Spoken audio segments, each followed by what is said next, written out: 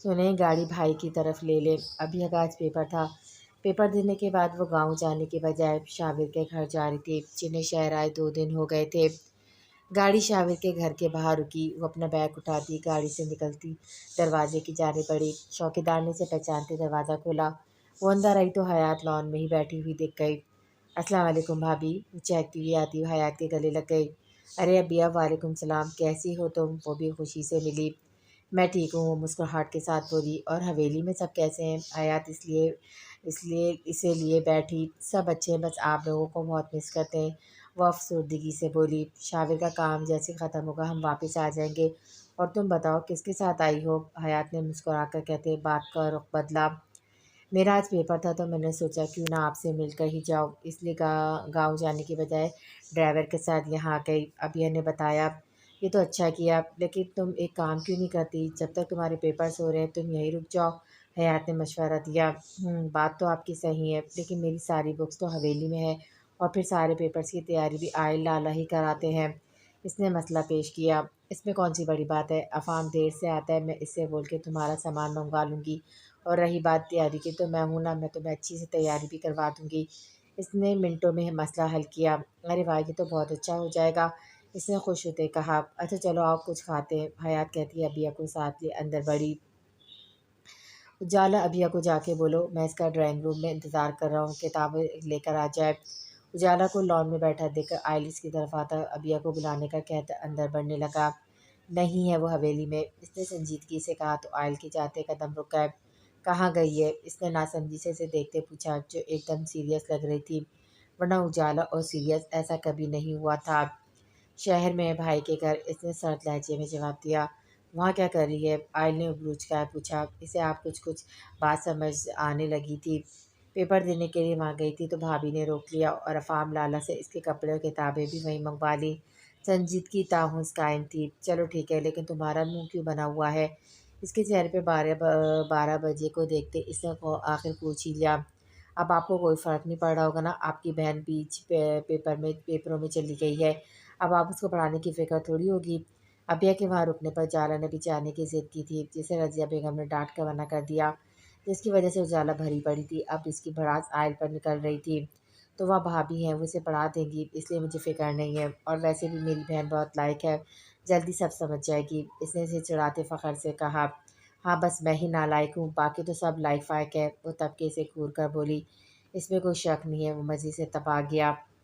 आपसे तो इंसान बात ही ना करे तो वही अच्छा है। एक आपकी बहन मुझे छोड़ के वहाँ जाके बैठ गई और एक आप मेरा पीछा नहीं छोड़ते। वो गुस्से से बड़बड़ाती पैर पटकती अंदर बढ़ गई। इसकी बड़बड़ाहट इतनी तेज़ तो थी कि आयल के कान में पड़ गई, जैसे जिसे सुनते इसके चेहरे पर मुस्कुराहट बिखर गई। ज़िंदगी में पहली बार हुआ था कि आयशा को किसी को चिढ़ाकर मज़ा आया हो, वरना इस जैसा कसील बंदा कभी किसी मज़ाक पर भी ना हँसे। ये लें भाभी, आप लोगों ने तो मुझे मुलाज़िम समझ के रखा है, कोई मेरी इज़्ज़त ही नहीं करता। हयात और रबिया लॉन्च में बैठी हुई बातें कर रही थी। जब अफ़ाम लॉन्च में आता अपने साथ लाया बिया का बैग सोफ़े पे रखता, दुआएँ देता खुद भी बैठा। क्या हुआ अफ़ाम, क्या फिर अपने लाला से डाँट सुनकर आए हो? हयात ने जले पर नमक छिड़का। बस भाभी, छोटा हूँ ना, इसलिए सब सुना देते हैं। अब आप ही बताएँ, अगर मैं थोड़ा लेट हो गया तो इसमें मेरी क्या गलती? सारी गलती तो नींद की है, जो मुझे जवाबों में मेरी रानी को दिखाती है। बस इसलिए मेरा उठने को दिल नहीं करता कि आपके शौहर से बातें सुनने को मिलती है।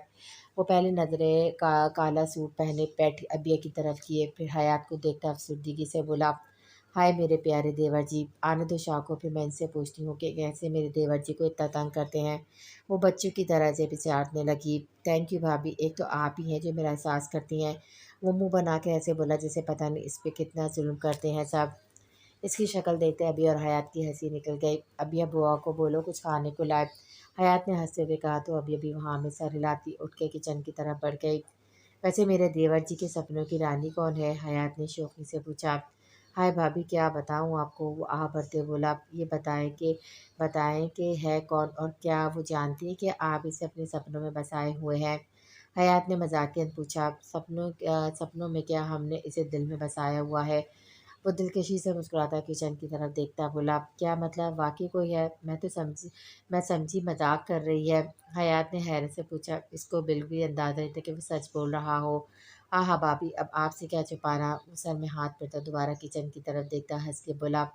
अच्छा तो बताएं वो कौन है और आप बार-बार वहाँ क्या देख रहे हैं? उसे किचन की तरफ देखते बोली तो एक पल को अफ़ाम गड़बड़ा गया। वो अभी के पेपर से पहले किसी को कुछ नहीं बताना चाहता था। वो मैं देख रहा था कि अभी अभी तक नहीं आई कुछ खाने का लेकर। वो हड़बड़ा कर बोला, अफ़ाम कुछ छुपा रहे हो? हयात ने मशकूक नज़रों से देखा। हाँ, अब वो भाभी मैं चलता हूँ, देर हो रही है। भाई इंतज़ार कर रहे होंगे। वो जल्दी से कहकर उठकर बाहर निकल गया। अरे कहाँ जा रहे हो? कुछ खा के तो जाओ। हयात आवाज़ें देती रह गई, लेकिन वो निकलता चला गया। अरे भाभी कहाँ गए लाला? अभी हाथ में लाजमात से भरी ट्रे पकड़े आई तो अफ़ाम को ना पाके पूछने लगी। पता नहीं क्या हुआ, कह रहा था देर हो रही है और कुछ सुने बगैर ही चला गया। इसने नासमझी से कंधे उचकाए। अब इसका क्या करूँ? अबिया ट्रे का पूछा। क्या करना है, हम खा लेंगे। हयात ने ट्रे इसके साथ लेते कहा तो वो भी हंसती हुई बैठ गई। खाते खाते हयात का दिमाग अफ़ाम की बातों उसकी नज़रों में उलझा हुआ था। वो थोड़ा थोड़ा समझ रही थी, लेकिन अब तक खुद पक्का नहीं कर लेती, इस बारे में कुछ कह नहीं सकती थी। तुम्हें क्या पसंद है? शाबिर टेरिस पे खड़ा कॉफ़ी का मग हाथ में पकड़े अपने कंधे पर सर रख के खड़ी हया से पूछने लगा। मुझे हर रंग पसंद है, हर खुशबू से प्यार है। मुझे वो चाँद पसंद है, इसकी चाँदनी से प्यार है। मुझे बारिश पसंद है, बारिश के बाद इसकी मीठी खुशबू से प्यार है। मुझे समंदर के किनारे चलना पसंद है, इसकी हर आती-जाती लहरों से प्यार है। उसके कंधे पर सर रखे खुले आसमान को देखती बस बोले जा रही थी और वो उसकी हर बात दिल में बसाता सुने जा रहा था।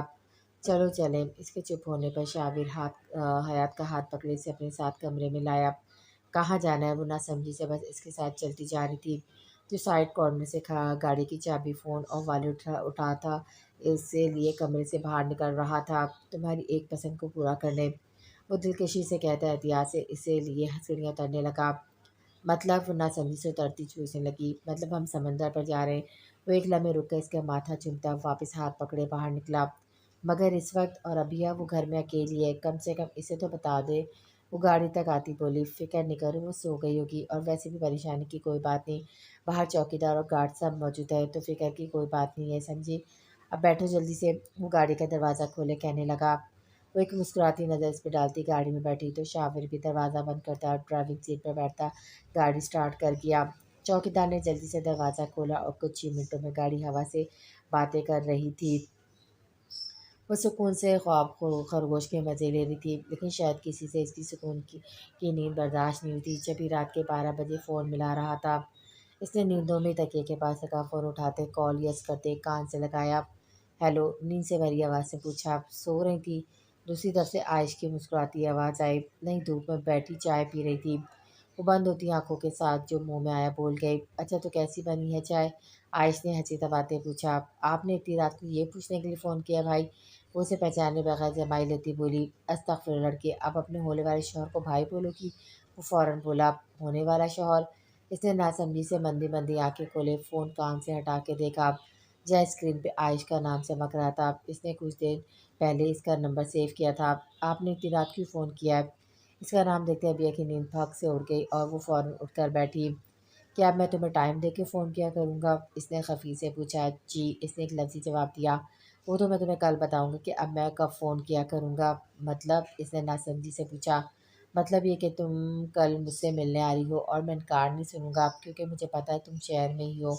इसने हकमिया कहा। आपको कैसे पता है कि मैं शहर में हूँ? वो हैरान हुई। बस पता है और ये भी पता है कि तुम कल मुझसे मिलने आओगी। इसने मुस्कुरा कर कहा, जी नहीं, मैं नहीं आऊँगी। इसने साफ इनकार किया। ठीक है, फिर मैं तुम्हारे भाई के घर आ जाता हूँ। मुझे उम्मीद है अब तुम्हें कोई एतराज़ नहीं होगा। इसने जानबूझ के कहा। आप पागल हो गए हैं? मुझे क्यों एतराज़ नहीं होगा? मुझे एतराज़ ही एतराज़ है। वो जल्दी से घबरा कर बोली कि कहीं ऐसा ना हो कि ये पागल आदमी सच में ना पहुँच जाए। ठीक है, तो फिर तुम कल आ रही हो मुझसे मिलने? इसने मसनूई संजीदगी से पूछा। मैं नहीं आ सकती, मेरा कल पेपर भी नहीं है, घर से निकलना मुश्किल है। इसने मसला बताया। मैं कुछ नहीं जानता, तुम कल आ रही हो यूनिवर्सिटी में, वहीं से तुम्हें पिक कर लूँगा और अगर तुम ना आई तो मैं घर आ जाऊँगा तुमसे मिलने। इसने अपना फ़ैसला सुनाते इसके सुनने पे बगैर फ़ोन रख दिया। वो बेबसी से फ़ोन को देखती सर पकड़ कर बैठ गई। वो कभी घर से इस तरह बाहर नहीं निकली थी और अब किसी के बुलाने पे जाना इसे बहुत अजीब लग रहा था। लेकिन अब क्या करती, आज ने तो इसकी सुनी ही नहीं और अगर वो अपनी करतब सच में घर आ गया तो फिर वो क्या जवाब देगी? यही सब सोची वो ग्राउंड से टेक लगाए आंखें मूंद गई। वो दोनों हाथों में हाथ डाले समंदर किनारे चल रहे थे। आती जाती लहरें जब पल में कैद पाँव को छूती, एक अच्छा सा एहसास बस हो रही थी। चाँद की रोशनी में वहाँ का मंज़र हसीन लग रहा था। दूर-दूर तक कोई नहीं था, हर तरफ खामोशी थी। काफ़ी देर वॉक करने के बाद हयात और शाहवीर दोनों गाड़ी के बोनट पे बैठे समंदर में उठती लहरों और खामोशी में पैदा होते लहरों के शोर को सुन रहे थे। हयात को ये वक़्त अपनी ज़िंदगी का सबसे खूबसूरत वक़्त लग रहा था। इसने सोचा भी नहीं था कि कभी इसे इतना सुकून मिलेगा। आज इसे अपनी सारी परेशानी ख़त्म होती महसूस हो रही थी। शावी का साथ, उसका ख़्याल रखना, हर ख्वाहिश को पूरा करना, इसका प्यार करना, ऐसा लग रहा था ज़िंदगी में इससे हसीन और कुछ नहीं है। शावी ने कब इसके दिल में इतना बड़ा मुकाम बना लिया, ये सोचकर तो वो खुद भी हैरान हो जाती थी। इसे तो लगता था कि कभी वो किसी से मोहब्बत नहीं करेगी, लेकिन शाविर ने इसकी सोच को गलत साबित किया और उसे खुद से मोहब्बत करने पर मजबूर कर दिया। शाह, आपको याद है आपने मुझसे पूछा था कि क्या आपकी मोहब्बत ने मेरे दिल पर दस्तक दी है? उसके कंधे पर सर रखे सामने देखती पूछने लगी। याद है, और ये भी याद है कि तुमने मुझे जवाब नहीं दिया था। वो उसके गिरफ्तार तंग करता गंभीरता से शिकवा कर गया। आज मैं आपको इसका जवाब देना चाहती हूँ। वो होठों पर मुस्कान सजाए मोहब्बत से बोली। तुम्हें बताओ, क्या मेरी मोहब्बत मोहब्बत ने तुम्हारे दिल पे दस्तक दी है? इसने फिर सवाल किया। हाँ, दे दी। इसने साफ गोई का मुजाहरा किया। तो क्या तुमने मेरी मोहब्बत को अंदर आने दिया? वो मुस्कुराता सामने देखता पूछने लगा। इसे खुशी हो रही थी कि हयात खुद इससे अपनी मोहब्बत का इजहार कर रही है। आपकी मोहब्बत दस्तक देती खामोशी से कब मेरे दिल में दाखिल हुई, मुझे पता ही नहीं चला। लेकिन अब जब वो मेरे दिल में दाखिल हो गई है, तो मैंने दिल का दरवाज़ा बंद करके ताला लगा दिया है, ताकि ना अब आपकी मोहब्बत बाहर जा सके, ना आप किसी की मोहब्बत अंदर आ सके। आपके मोहब्बत दिल में बसा के आपकी मोहब्बत दिल में बसा के अब किसी की मोहब्बत की जगह नहीं बची। आपकी मोहब्बत ने मुझे आपसे मोहब्बत करने पर मजबूर कर दिया है। अब मेरी आखिरी सांस तक मेरे दिल में आपके अलावा और कोई नहीं आ सकता। इतने प्यारे इज़हार मोहब्बत तो शाबित तो दम साधे से बस सुनता जा रहा था। आज ऐसा लग रहा था जैसे ज़िंदगी की सबसे बड़ी खुशी मिल गई हो। इसका महबूब भी इससे मोहब्बत करता है। इससे ज़्यादा खुशी की बात एक आशिक के लिए और क्या हो सकती है। थैंक यू हयात, मुझसे मोहब्बत करने के लिए। शाविर ने मोहब्बत से इसके सर पे बूसा दिया। थैंक यू आपका, जो आप मेरी ज़िंदगी में आए। हयात इसकी आंखों में देख कर कहती मुस्कुराकर वापस सर कंधे पर रख गई, तो इसने भी मुस्कुराते हुए दिल में अल्लाह का शुक्र अदा करते सर हयात के सर पर रखा। चाँद की रोशनी में समंदर किनारे दो दिल मिलके एक हो गए थे। एक तरफ़ा मोहब्बत निकाह के दो बोलों के बाद दो तरफ़ा हो गई थी। वो शीशे के सामने खड़ी गायब दिमागी से बस बालों में कंघा चिल्ला रही थी, जबकि सोचों का दायरा आयश की बातों के दरमियान घूम रहा था। आयश ने मैसेज करके इसे कहा था कि वो यूनी टाइम में आ जाए और वो इसे यूनी ऑफ होने से पहले वापस छोड़ देगा, जिस पर इसने इनकार भी किया। लेकिन वो उसकी वही धमकी कि अगर वो नहीं आई तो यूनी के ऑफ होते ही उसके घर आ जाएगा, फिर वो जाने उसके घर वाले। ये सोचती ही वो कश्मकश में मुब्तला थी कि जाए या नहीं। अगर नहीं जाएगी तो ऐसा ना हो वो सच में आ जाए, और जाना इसे काफ़ी अजीब लग रहा था। इसकी सोचों का तसलसल मैसेज की टून की आवाज़ से तोड़ा। वो जल्दी से कंघा ड्रेसिंग टेबल पर रखती, बेड पे रखे फ़ोन की तरफ बढ़ी। 1 घंटा गुजर चुका और मैं यूनी के बाहर खड़ा तुम्हारा इंतज़ार कर रहा हूँ। मैसेज पढ़ते ही दिल की धड़कनें सुस्त पड़ी। इसे समझ ना आए कि अब क्या करे। मैसेज को बार बार पढ़ते आखिर उस नतीजे में पहुंची कि थोड़ी देर के लिए चली जाएगी। जल्दी जल्दी तैयार होती, शॉल और हैंड बैग लेती बाहर निकल गई। बाहर निकली तो किचन से हयात की आवाज़ें आ रही थी, जिसे सुनते इसने किचन की तरफ कदम बढ़ाए। भाभी, मैं यूनी जा रही हूँ, कुछ नोट्स हैं वो लेने हैं। अभी ये किचन में आती सामने बुआ के साथ खाना पकाती हयात को देखकर नॉर्मल अंदाज में बोली, जबकि अंदर से डर रही थी पहली बार झूठ बोल के घर से बाहर जाने पर। अच्छा ठीक है, कितनी देर में आओगी? हयात ने मसरूफ़ अंदाज से पूछा। 1 घंटे तक आ जाऊँगी, वो जल्दी से बोली। ओके, हयात के कहते हुए सुकून का सांस भरती बाहर निकल गई। वो गाड़ी में बैठी आने वाले वक्त का सोच के घबरा रही थी। वो अभी तक सही और गलत में अटकी हुई थी। इसे समझ नहीं आ रहा था कि इसका फ़ैसला सही है या गलत। वो अपनी सोचों में गुम थी जब गाड़ी यूनी के बाहर रुकी। आप चले जाएँ, मुझे थोड़ा टाइम लगेगा तो मैं फ्री होके कॉल कर लूँगी। वो ड्राइवर से कहती गहरी सांस भरती बाहर निकली और ड्राइवर को दिखाने के लिए यूनी के अंदर बढ़ गई। वो दरवाजे की आड़ में छुपी ड्राइवर के जाने का इंतज़ार करने लगी। जैसी गाड़ी वहाँ से गई, वो बाहर निकल आई। इससे ज़्यादा मेहनत करनी नहीं पड़ी थी। यूनी से थोड़े आगे ही आयश आँखों पे सन ग्लासेस लगाए गाड़ी से टेप लगा के खड़ा था। वो ब्लैक पैंट शर्ट में मौजूद था। शर्ट की हाफ आस्तीन से उसकी कसरती बाजू दिख रहे थे। बालों को अच्छे से सेट किए वो बहुत हैंडसम लग रहा था। एक पल तो अभी ऐसे देखती रह गई। वो खुश पड़ते लबों पे ज़बान फिरती, गहरी सांस लिए इसकी तरफ कदम बढ़ा गई। आयश इसे अपनी तरफ आता देखकर चेहरे पर मुस्कुराहट सजाए सीधा हुआ। वो उसकी तरफ आई तो कुछ कहे बगैर जल्दी से गाड़ी का दरवाज़ा खोला। अभिया ने एक नज़र से देखते आसपास देखा और गाड़ी में बैठ गई। इसे डर भी लग रहा था कि कहीं कोई देख ना ले। अगर कोई देख लेता तो वो क्या जवाब देती। इसी गाड़ी में बैठती आयश जल्दी से ड्राइविंग सीट पर आया और गाड़ी स्टार्ट की। कहाँ लेके जा रहे हैं? आपको जो भी बोलना है जल्दी और यहीं बोलें। वो गाड़ी स्टार्ट करते देखकर घबरा कर बोली, भैया हम यूँ रोड पर गाड़ी में बैठ के बात तो नहीं कर सकते ना, किसी रेस्टोरेंट में बैठ के आराम से बात करेंगे। आयश ने नरमी से समझाया तो इसे भी आयश की बात ठीक लगी, इसलिए आहिस्ता से सर हाँ मिलाते चलने की इजाज़त दी, जिस पे आयश ने फ़ौरन अमल किया। जाओ ये कपड़े आयल को दे आओ। रज़िया बेगम इस्तरी हुआ सूट अबिया को देती कहने लगी, अम्मी इतने मुलाजिम है घर पे फिर भी आपने मुझे उठाना है। वो उनके कमरे में बैठी टीवी देख रही थी, जब इनके कहने पे फिर बुरा सा मुंह बना गई। तुम जानती हो आयल को पसंद नहीं कि कोई मुलाजमा इसकी मौजूदगी में इसके कमरे में जाए। अगर तुम नहीं जाना चाहती तो ये अपने बाबा का सूट इस्तरी करो, जब तक मैं आयल को सूट देकर आती हूँ। इनके घर के आदमी के कपड़े भी कोई मुलाज़मा नहीं धोती थी, या तो धोबी धोते और इस्त्री करते थे या घर की औरतें। अरे अम्मी आप जाएंगी फिर आएंगी, फिजूल में थक जाएंगी, मैं दे आती हूँ ना। वो काम जो लड़की इस्त्री करने से बचने के लिए जल्दी से उनसे आयल के कपड़े लेती बाहर निकल गई। कहाँ जा रही छोटी मोटी अफाम जो ऑफिस जाने के लिए तैयार श्यार हुए नीचे आया था, उजाला को कपड़े ले जाते देखकर पूछने लगा, आई लाला को कपड़े देने जा रही हूँ। इसे जवाब देती आगे बढ़ गई। अरे अरे रुको तो। अफाम ने शैतानी मुस्कुराहट के साथ अपने दिमाग में चलती शरारत को अमली जामा पहनाया। इसने हॉल में रखे सोफे से कुशन उठाते उजाला को मारा, जो सीधा उजाला के सर पे लगता। इसे दिन में तारे दिखा किया। ये क्या था? उसे सर पे हाथ रखे मुड़ी। मैं तुमसे बात करूं और तुम जल्दी जा रही हो, ये इसकी सज़ा थी। वो अब इसे घूरते बोला, जबकि दिल ही दिल में हंस रहा था। अब मैं आपको नहीं छोड़ूंगी, इसने दांत पीस के कहा।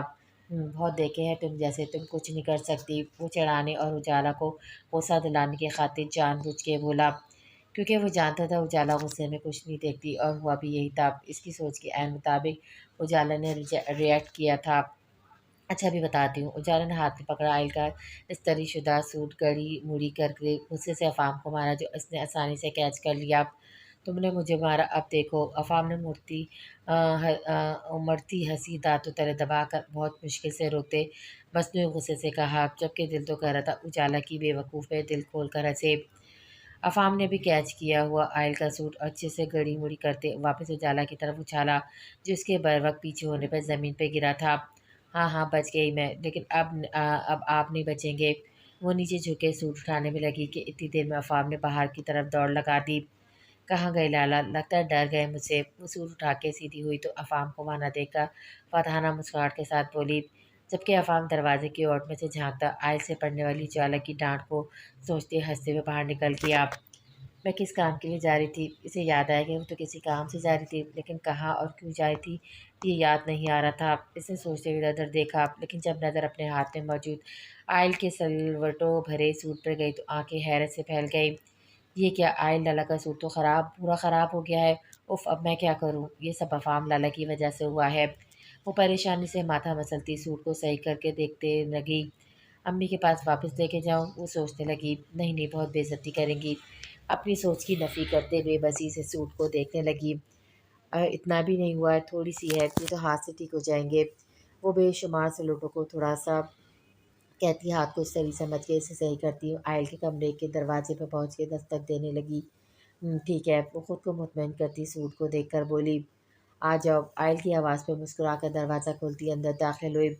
लाला ये आपके कपड़े। वो सोफे पे बैठे लैपटॉप यूज़ करते आयल को देख के कहती, कपड़े बेड पे ठीक से रखने लगी। ठीक है। इसने एक मासूम सी नज़र अपने कपड़ों पे डाली और फिर वापस लैपटॉप की तरफ कर लिया। लेकिन फिर एकदम इसने वापस कपड़ों की तरफ देखा और लैपटॉप टेबल पर रखकर कपड़ों की तरफ बढ़ा। अच्छा लाला मैं चलती हूँ। इसे कपड़ों की तरफ आता देखा वो जल्दी से कहती निकलने लगी। रुको। आयल की सख्त आवाज़ पे ज़ोर से आंखें मिचती खुद को हिम्मत देती मुड़ी। जी। इसने मासूमियत की इंतहा की। ये क्या है? आयल ने बेड पर रखे कपड़ों की तरफ इशारा करते तेवरी चढ़ाए पूछा। कपड़े हैं, इसने थूक निकलते बामुश्किल मुस्कुरा कर जवाब दिया। मैंने इस्त्री करने के लिए दिए थे, तो क्या ये इस्त्री-शुदा है? उसे देखकर इब्रूज का सवाल करने लगा। इस्त्री हुई हुई थी, मेरा मतलब है हुई हुई थी, वो रवानगी में बोलने लगी थी। जब आयल के घूरने पर आहिस्ता से बोली, तो ख़राब कैसे हुई? इसने संजीदगी से कहा। मेरी कोई गलती नहीं है, सारी गलती अफ़ाम लाला की है। वही मुझसे लड़ना शुरू हो गए थे। जब उन्होंने मुझे कुशन मारा तो मेरे हाथ में आपके कपड़े थे। मुझे कुछ समझ नहीं आया और गुस्से में आपके कपड़े मोड़-तोड़ के इन्हें मार दिए और इससे वो अपनी बोली जा रही थी जब आयल की सतगुरी ने इसकी चलती ज़बान को ब्रेक लगाई। अब ये क पकड़ो अब ये कपड़े पकड़ो और 2 मिनट में मुझे इस्त्री करके दो। वो कपड़े इसके हाथ में थमाते सोफ़े पर बैठते वापस लैपटॉप खोल गया। उजाला ने मुँह बनाते कपड़े उठाए और बाहर निकल गई। जब आयल की आवाज़ से फिर कदम रुके। कहाँ जा रही हो? यहीं इस्त्री करो। इसे कपड़े लिए बाहर जाता देखकर संजीदगी से बोला, क्योंकि वो जानता था वो खुद तो करेगी नहीं और जाके वापस बड़ी मम्मा के मत्थे मार देगी, जबकि गलती इसी की खुद की थी। मैं करके ले आती हूँ ना, उसने जान छुड़ाई। यहीं करो, यहाँ भी इस्त्री है और जल्दी करना, मुझे देर हो रही है।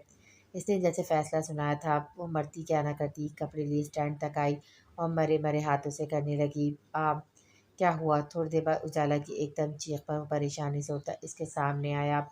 वो ये, इसने डरते-डरते कमीज़ इसके सामने की, जिसे देखते आयल का पारा हाई हुआ। ये क्या किया तुमने कामचोर लड़की? वो अपने सीने के पास से जली कमीज़ को देखते गुस्से से दहाड़ा। मैंने जानबूझ के नहीं किया, वो मनमनाई। ध्यान कहाँ था तुम्हारा? वो फिर चीखा।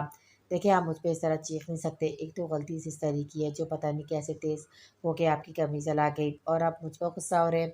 वो खुद को मजबूर ज़ाहिर करते, सारा इल्ज़ाम इस तरी पे डालते, खुद बड़ी इल्ज़ामा हो गई। अभी और इसी वक्त निकल जाओ मेरे कमरे से। वो गुस्सा ज़ब्त करते मुठियाँ भींच के बोला, मैं तो कब से यही चाह रही थी। उजाला दिल में बोलती जल्दी से बाहर निकल गए। इसके निकलते आयल ने ज़ोर से दरवाज़ा बंद किया। हाँ, शुक्र बच गई, लेकिन ये अफ़ाम लाला आने दो इन्हें, छोड़ूँगी नहीं मैं। वो अपने कमरे में आती साँस भरते ऐसे बोली जैसे किसी कैद खाने से निकल आई हो। वो दोनों रेस्टोरेंट में आमने-सामने बैठे थे। अभी ने कुछ भी खाने से इनकार कर दिया था, जिस पे आयश ने सिर्फ़ जूस मँगवा लिया था। आयश कब से अबिया को मोहब्बत भरी नज़रों से देखा जा रहा था, जैसे वो बदल सी हुई होती, कभी इधर-उधर देखती तो कभी नज़रें झुकाए उँगलियाँ मरोड़ने लगती। आयशा आपने कुछ बात करनी थी, प्लीज़ वो करें और चलें यहाँ से। वो बढ़ती खामोशी को अबिया ने ही तोड़ा। पहले जी भर के देख तो लेने दो, वो गंभीर लहजे में कहता। अबिया की हथेलियों में नमी ले आया था। वाइट सूट के साथ डार्क ब्लू शॉल लिए दुपट्टा सर पे ओढ़े, काले बालों की चंद लटें चेहरे पे झूल रही थी। छोटी सी नाक जिसमें बारीक सी लौंग चमक रही थी। काली आंखों में घबराहट साफ आया थी। आज का दिल ही नहीं कर रहा था इतने हसीन चेहरे से नज़र हटाने का। वो डरपोक और मासूम सी लड़की जो कभी घर से बाहर नहीं निकली थी, आज किसी ऐसे आदमी के साथ जो उसके भाई का क्लाइंट था, जिसके बारे में वो कुछ नहीं जानती थी, एक ऐसे आदमी के साथ अकेली बैठी होती हुई थी और ऊपर से इसकी बातें सही-सही जान भी निकाल रही थी। आज मैं घर पे सिर्फ़ 1 घंटे का बोलकर आई हूँ और अब 1 घंटा होने वाला है। प्लीज़ आपको जो बात करनी है वो करें। भैया मैं तुमसे शादी करना चाहता हूँ। वो अपनी सहज़दा भूरी आँखें अभिया की काली चमकती आँखों में डाले बोला, आयशी आप क्या बोल रहे हैं? दिल की धड़कनें कानों में सुनती कँपकँपाती आवाज़ में बोली, मैं तुमसे मोहब्बत करता हूँ, ये मैं तुम्हें पहले भी बता चुका हूँ, अब शादी करना चाहता हूँ। वो संजीदगी से गोया हुआ। आयशा अगर आपको मुझसे शादी करनी तो मेरे घर रिश्ता लाना होगा और अगर मेरे घर वाले मान गए तभी हमारी शादी होगी, वरना नहीं। वो नज़रें झुकाए बोली, मैं बहुत जल्द तुम्हारे घर आऊँगा और इनकार नहीं सुनूँगा, समझे? इसे उँगली उठाए तंबिया किया, मैं शादी अपने घर वालों की मर्ज़ी से करूँगी। इसे समझाना चाहा, क्या तुम मुझसे प्यार नहीं करती? इसे सवाल किया। नहीं, नहीं आयश, इसने अटकते हुए कहा, अगर तुम मुझसे प्यार नहीं करती तो आज यह मेरे सामने नहीं बैठी होती। वो यकीन से कहते हुए कुछ सोच में डाल दिया। वो इसकी बात पर खुद भी कन्फ्यूज़ होती, अपने दिल से पूछने लगी और वहाँ भी इसने आयश का ही नाम लिया। लेकिन वो अभी भी समझने से कासिर थी। आयश आपकी, इससे पहले कि वो कुछ और पूछती, इसका फ़ोन बजने लगा। इसने घबरा कर जल्दी से फ़ोन निकाला तो हयात की कॉल आ रही थी। हेलो जी भाभी। वो कॉल रिसीव करती नॉर्मल अंदाज से बोली, कब तक आ रही हो अभिया? तुमने कहा था 1 घंटे तक आ जाओगी और अब तो 2 घंटे होने वाले हैं। मुझे फ़िक्र हो रही थी तुम्हारी। वो फ़िक्रमंदी से कहने लगी, जी भाभी बस आ रही थोड़ी देर में। बस आप 10 मिनट बाद ड्राइवर को भेज देगा। अभिया के कहने पे हयात ने ओके कहते फ़ोन रख दिया। आज प्लीज़ मुझे यूँ ही छोड़ दें जल्दी से। वो फ़ोन बैग पे रख दी उठ गई, जूस तो पी लो फिर चलते हैं। आयुष भी खड़ा हुआ, नहीं देर हो रही है प्लीज़ चलें। इसने फिर परेशानी से कहा, इसे बार-बार डर लग रहा था। ऐसा लग रहा था कोई इन्हें देख रहा है। वो जब भी देखती तो सब अपने कामों में मसरूफ़ होते और वही समझती कि पहली बार ऐसे झूठ बोल के मिलने आई है, इसलिए लग रहा होगा। ओके चलो बिल इसने पहले ही पे कर दिया था। इसे बस टेबल पर रखी गाड़ी की चाबी उठाता इसे लिए बाहर निकल गया। उसे हर थोड़ी देर बाद तेज़ गाड़ी चलाने को कहती और उसे हर बार रिलैक्स रहने का बोलता। फिर कब मिल रही हो? गाड़ी एक झटके से यूनी से थोड़ा दूर रोके इसने मुस्कुराकर पूछा। कभी नहीं, वो दो बुदू कहती गाड़ी से निकल कर यूनी के दरवाजे के पास खड़ी हो गई और थोड़ी देर बाद इसका ड्राइवर आ गया था। जब तक वो चली नहीं गई आयश भी वहीं खड़ा रहा। इसके जाते ही आयश ने गाड़ी स्टार्ट की और एक पुरसरार मुस्कुराहट के साथ आगे बढ़ा ले गया। क्या खबर है? दरख्त के पीछे छुपे आदमी के कान से लगे फ़ोन की दूसरी तरफ से पूछा गया। अभी आयश सर किसी लड़की के साथ रेस्टोरेंट गए थे और फिर इस लड़की को यूनिवर्सिटी भी छोड़ा है। आदमी ने इतला दी। ठीक है, जब भी ऐसी कोई बात लगे तो फ़ौरन मुझे बताना। दूसरी तरफ से कहते फ़ोन रख दिया तो वो आदमी भी अपने रास्ते हो लिया। दिन तेज़ी से गुजर रहे थे। आज अभिया का आखिरी पेपर था। वो पेपर देके वापस आई तो किचन से कहानों की बहुत अच्छी खुशबू आ रही थी। वो बैग सोफ़े पे रखती किचन की तरफ बढ़ गई। वाह भाभी, बहुत अच्छी खुशबू आ रही है, लगता है कुछ स्पेशल बन रहा है आज। अभिया किचन में आती हांडिया में झाँकती चम्मच चलती हयात को देखकर बोली, आज कुछ नहीं, बहुत कुछ स्पेशल बन रहा है। हयात ने खुशी से बताया। किस खुशी में? इसने तजस्सुस से पूछा। इस खुशी में कि हयात ने दरअस्ता बात अधूरी छोड़ के तजस्सुस बढ़ाया कि आगे भाभी इसे बेचैनी से पूछा कि आज हवेली से सब आ रहे हैं और हम आज हवेली जा रहे हैं। हयात ने जोश से बताया, हैं अगर हम जा रहे तो वो क्यों आ रहे हैं और अगर वो आ रहे हैं तो हम क्यों जा रहे हैं? वो नासमझी से बोली, उफ़ अभिया, मेरा मतलब है वो लोग यहाँ आएंगे फिर हम इनके साथ ही हवेली जाएंगे। हम तो बस तुम्हारे पेपर ख़त्म होने का इंतज़ार कर रहे थे, जो अब ख़त्म हो गए तो अब रुकने का कोई फ़ायदा नहीं है। वो काम करती समझाने लगी, जबकि असल बात तो ये थी कि वो लोग शामिर को मनाने आ रहे थे। सब लोग तो पहले ही आना चाहते थे, लेकिन हयात ने कहा अभी अभी के पेपर्स हो रहे हैं तो कुछ दिन और यहाँ रुक जाते हैं, फिर जब सब आएंगे तो साथ ही चले जाएंगे। ये बात सबको ठीक लगी थी क्योंकि जब तक शामिर भी थोड़ा और संभल जाता। ये तो बहुत अच्छी बात है। मैं भी हवेली को, सबको और ख़ासकर उजाला को बहुत मिस कर रही हूँ। वो तो मुझसे नाराज़ भी है, इतने दिन हो गए बात भी नहीं कर रही। अभी उदासी से कहा, मुझसे भी बात नहीं कर रही। मैं तो इसे भी बुला लेती, लेकिन अम्मी की बात भी तो सही है ना, वहाँ भी तो कोई होना चाहिए। इस पर नहीं बुलाया, लेकिन कोई बात नहीं, आज हम इसे मना लेंगे, हयात ने एतमाद से कहा। बिल्कुल, अच्छा भाभी मैं फ़्रेश होकर आती हूँ। इसके कहने पे हयात ने हाँ में सर हिलाया तो वो किचन से निकलती अपना बैग लिए कमरे में चली गई।